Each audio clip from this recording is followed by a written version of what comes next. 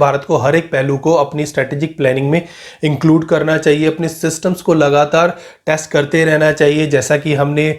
Uri attack के बाद surgical strike में किया, बालाकोट में एयर स्ट्राइक के थ्रू हमने एयर के थ्रू अपने सिस्टम्स को टेस्ट किया। फिर ब्रह्मोस मिसाइल का जो मिसफायर हुआ था वहाँ पर हमने कुछ टेस्टिंग की, और इसी तरह के मिसाइल के मिसफायर नेवल शिप से और सबमरीन से भी हो ही सकते हैं, क्योंकि हम किसी भी तरह की पॉसिबिलिटी को यहाँ पर डिनाई नहीं कर सकते। हालांकि मैं ये नहीं कह रहा कि ऐसा होगा ही।